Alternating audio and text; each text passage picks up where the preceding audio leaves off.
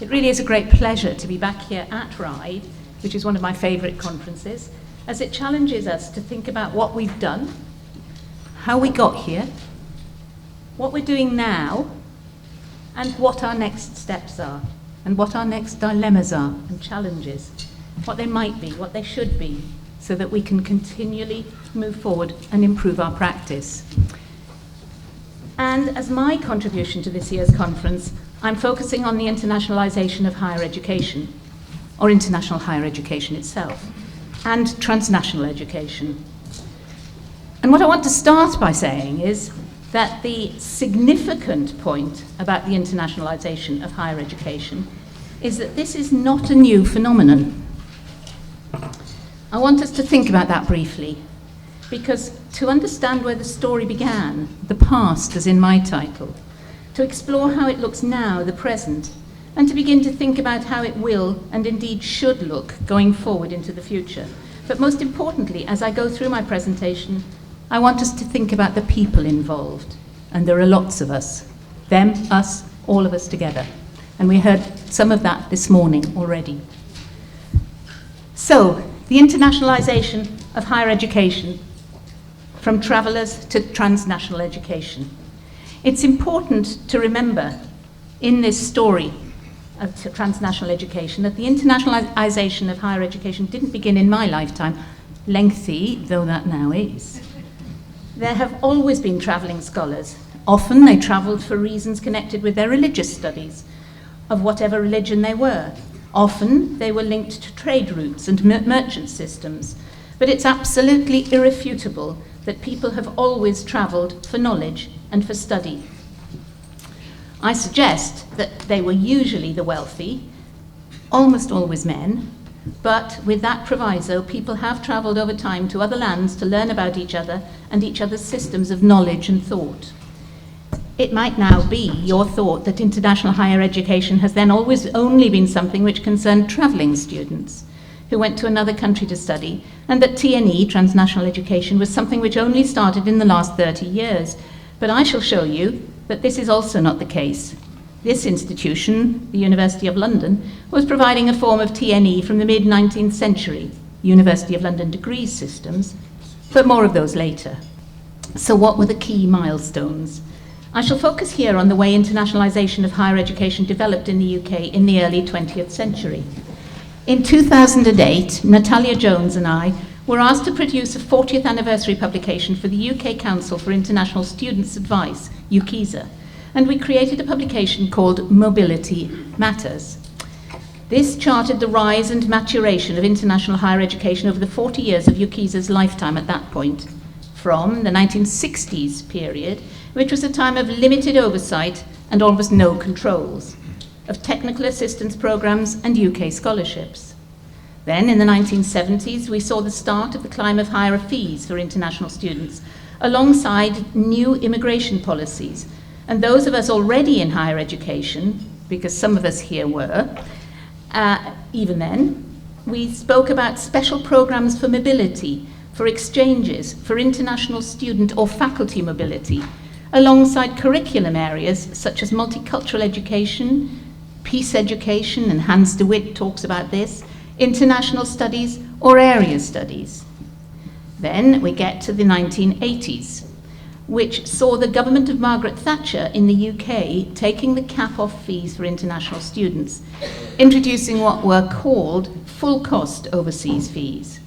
A network of student advisors was established, scholarships continued, and the British Council established large-scale marketing operations overseas. An industry was growing. I myself remember the very first fairs in Hong Kong, in Singapore and Cyprus. In some cases, as in Hong Kong, the first student recruitment fair was run alongside the UK Trade Fair, opened with great ceremony by their then Highnesses, the Prince Charles and Princess Diana, so back in those days, as it were. Then we arrived at the 1990s, where we saw substantial increases in international student recruitment. And we saw a major intensification of competition in Southeast Asia, and competition between UK, USA, Australia, Canada, and New Zealand. And throughout this period, universities began to establish overseas campuses. The IDP points to Nottingham, Southampton, Heriot-Watt, Swinburne and Monash as examples of institutions which all had overseas campuses, where the building, the curriculum and even the staff were and are supposed to replicate the provision in the home country. Surprisingly, continuing my theme of past, present and future, it's worth at this point noting that there has in fact been a tradition, a small one, but nonetheless a tradition since the 19th century of international branch campuses in one form or another existing globally. Next one, please. The 2000s brought a major increase in numbers of international students backed in the UK by government initiatives, while European countries offered courses delivered through the medium of English. Throughout this time, visa and immigration controversies continued. Then, in the period between 2010 and 2020, TNE became a major form of provision. Visa and immigration issues had continued, and TNE offered a way to avoid some of those issues. Scholarships evolved, regulatory bodies gave a very definite focus to the provision of TNE, and it is at this time that we see students and the student experience becoming a central issue. In the 2020s, where we are now, so far, we now see a strong appreciation of TNE and its contribution. And of course, the role of the pandemic has been central to this, with regulators playing a major role as they bring TNE under their purview. Data becomes central, and we've seen a very proper and international focus on both the quality of provision and on the progression of the student into employability and the world of work.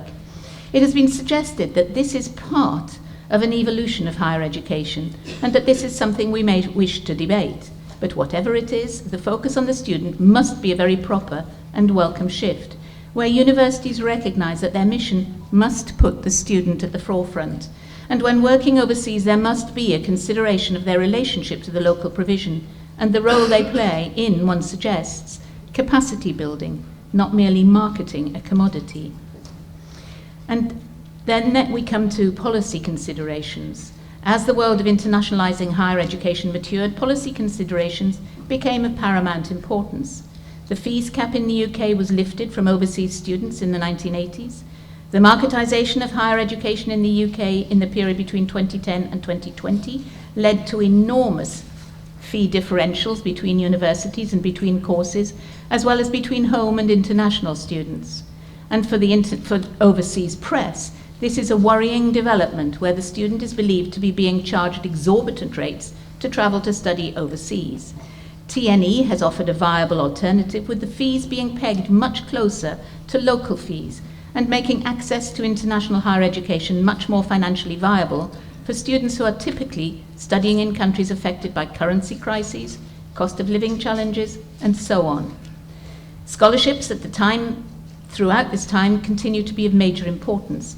These are awarded by universities, by philanthropists, by foundations, and one example, the Commonwealth Scholarship Schemes, are of great significance to students from Commonwealth countries and can enable them to study at many and several countries of the Commonwealth, not just the UK.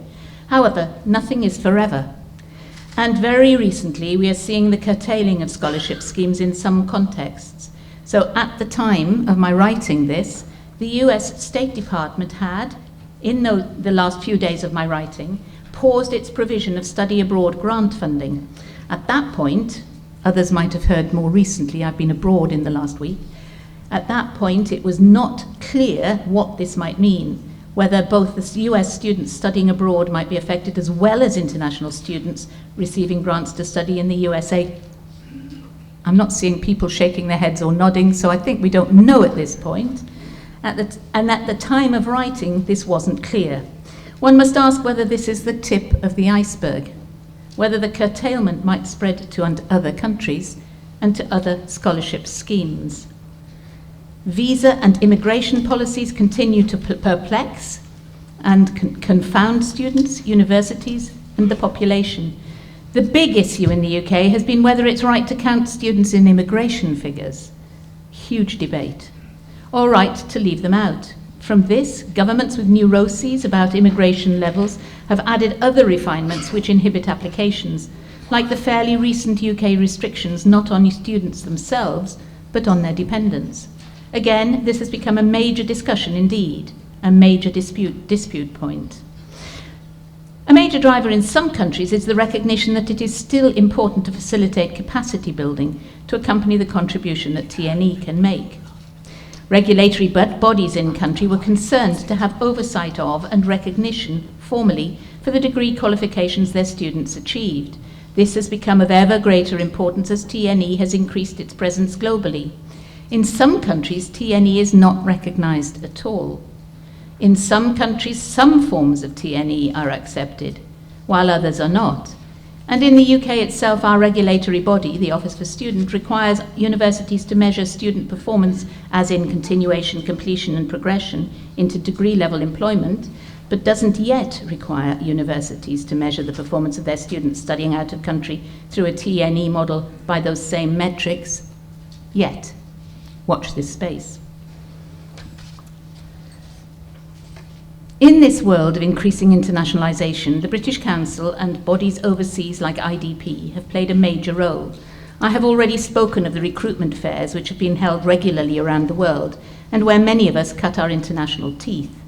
These are sources of information and advice for students and have served to enable universities to focus on what they want in this internationalised world. The competition which has shaped international higher education patterns has been a learning point for universities, who tended to think that they simply needed to exist and students would come. In this competitive and marketised world for us in the UK, the variety of organisations like UUKI, British Council, BWILA and so on have been and are a hugely important support and have facilitated better understanding and indeed participation by universities. In 2004, the British Council, launched the first Going Global conference. It hadn't escaped attention at that time that IDP managed a highly successful and important conference annually to which universities and other stakeholders went. It was felt that the UK should have its own, and the British Council should do it. The first Going Global was then held in Edinburgh in 2004, as I said. Conferences like Going Global and now UUKI's International Recruitment Conference and its International Education Forum have become important and significant annual landmarks for educators, partners and stakeholders to meet and discuss the key issues facing them and their work. But back in Edinburgh in 2004, Lord Kinnock, who was then the chair of the British Council, challenged participants to think about the model of international higher education. He asked whether students from the global south should have to travel and spend vast amounts of money to study in the global north. Dare I suggest that that really launched a shift, that thereafter TNE was being given away into the world of international higher education. And then nearly 20 years later, in Edinburgh in 2023, the British Council launched its TNE strategy for 23-24, giving us 4 key actions and intentions: to contribute to better data and insight on TNE, to create an enabling environment and to promote the quality of UK TNE internationally, to influence the removal of barriers to TNE and support new opportunities, and to support TNE to contribute to local education systems and contribute to the SDGs, which are gender equality, disability inclusivity, public health, inclusive economic growth. Let me sketch for you now what UK TNE looks like. There's a range of definitions applying, with flexible distance or distributed learning, partner arrangements, collaborative provision, overseas campuses, with registered overseas partner institutions. And here on the slide, you have a list of the host regions which are hosting international higher education and TNE in particular.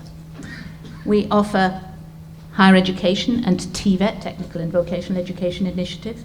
There are professional awards, there are micro-credentials, there are validations, there are franchises and joint awards. And the structures of delivery are varied, with in-country or flying faculty, with blended or distance learning, and with international campuses. Next one, please.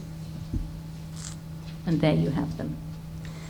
And it's worth noting that the British Council tells us that in 20 to 21, TNE grew by 12.7%. It's not really surprising because this was the height of the pandemic. But once open, that box has stayed open. Students realized it was possible and regulators had to reconsider, and indeed, universities have got better at doing it.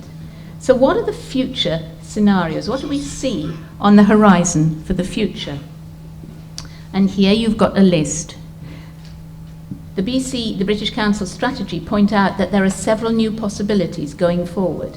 And we at University of London have already seen interest from students, from regulators and from professional bodies. That is, the learning and the learned communities. For MOOCs, for virtual mobility, for work-integrated learning, for personalised learning, and for micro and nano credentials. Above all, a flexible provision which allows the student to pick up and stop when and where they wish and resume without losing the credit that they've gained. This in many ways echoes the UK government's wish to develop a stronger lifelong learning model. There have been several attempts, and my belief is that a structured and sophisticated model is not far away. The policy contexts in which we work are shifting as we share and discuss, and the cross-international commitments to quality and rigour through the international and cross-national quality organisations have helped enormously to build the confidence of regulatory and professional bodies as they work to establish standards and norms and then recognise the value of the provision they're regulating. Data and evaluation models are developing fast, and these will enable the future strengthening of the provision and the shared recognition and acceptance of qualifications. Equality and accessibility, which have been major drivers for many of us in enabling and supporting TNE, will continue to be the underpinning of these systems of higher education. And affordability continues to be the underpinning of these systems of higher education. Affordability continues to be the major issue in some countries, particularly those which are also concerned about capacity building and want help. SDGs, the sustainability of provision in TNE, is of paramount importance in a world which can suffer physical and political upheavals with no warning. TNE enables those who would not be able to travel for social, financial, political and physical reasons to study or to continue studies throughout. In this way, we can see how we can meet the SDGs, and this echoes what we heard this morning. All of these details and all of these systems and structures are nothing if we lose sight of the students. Their needs and their wishes and their learning are surely the most important focuses for us. Let me now divert to illustrate one story and talk a little bit about how the student can be put at the heart of our considerations. Back in 1856, the University of London was given a charter permitting it to teach students who were studying away from a campus. And various ways were enabled to allow students to do this and to give them the support that they needed. But the students were not happy about some of the arrangements. The students were not happy that they had to come to England to take their exams. And if we're focusing what the students wanted, we need to think about that. If we put students at the heart, they made a fuss. Their principal, in Mauritius it was, spoke to Whitehall. Whitehall lent on the university, and arrangements were made to send exam papers out to Mauritius. The students' needs were taken and put first. Papers was dispatched from London in April, taken in July. The results came out in November. They were on steamships. These days, they are sent back by online. Until recently, until the pandemic, they were sent back by air. But the student has what they want. The exams are taken at home, in country, and the exams are then marked in England. I'm not going to go into great depth about this, but the principles underpinning the university's provision, thank you, remain the same as from the start, making study possible to students wherever they are and regardless of their race, class, gender or religion. In other words, access and equality are central principles, as are rigour and quality. Degrees are managed and monitored alongside those delivered on campus. Academic direction comes from a federal member partner, and through all of this, the student remains at the heart of the provision. And there are some lovely stories. Let me just tell you a couple. The student who's studying for a postgraduate health-related degree in the Antarctic with a flock of penguins as study buddies. The student who completed their exams on the remote Ross Island at a Forces airbase once the papers were flown in by an RAF aircraft. The student took his exams on St. Helena back in the 1980s with the question papers dispatched 3 months in advance in order to meet the very infrequent postal services. The students who completed their degrees in prison with the aid of facilitative rehabilitation policies in a range of jurisdictions across the world. The students who sat their exams in war-torn arenas in the former Yugoslavia and in the Ukraine and in Rwanda. Or those students who, as prisoners of war between 1940 and 45, completed their degree studies under the rules of the Geneva Convention in strict invigilation conditions. Or those students who continued to study in the face of natural disasters, aided by supportive and heroic exam centre staff in Turkey, Central America, USA, Australia, and all too many other situations. So my reflections, next one please. What then are the challenges for the future? As we see the world change and evolve, as international and national politics change the face of political and diplomatic accepted norms, the importance of international education seems to me to be self-evident and to prove itself over and over again. Yesterday's international students are those with influence and understanding. Today's international students will perhaps have even better understanding of the relationships between their own country and those of their studies through TNE. And tomorrow's international students will use their knowledge and experience to shape the world of the future. To me, international higher education and TNE, because of its convenience, are not possibles but essentials. But unless we put the student at the forefront and think about what they need, we will be at risk of losing our way. I spoke about this at a conference in Sri Lanka in December, and the challenges the participants had for me, I share with you now. Last one, please. Thank you. How can we make the provision affordable for our students? Next one, please. That's it. Even TNE may be too expensive for students in some countries facing financial difficulties. Can we then maintain affordability and continue to offer our programs for our students? And whose responsibility is this? Secondly, is TNE genuine partnership working? Does it contribute to capacity building in country? Or does it cut across and deplete local provision, thus undermining the offer to our students and their community? And finally, if TNE continues to grow rapidly globally, how can we continue to meet the requirements and concerns of regulatory bodies in country to ensure quality and rigour so that we can maintain our contract with our students? Thank you for listening. I hope I've given you some challenges for the future. And my thanks to University of London and the federal partners and all the staff who make it happen, to the sector bodies, to our overseas partners, to the regulatory bodies, and of course to all those thousands of students around the world in 190 countries since the 19th century. Without them it would be completely meaningless. Thank you all.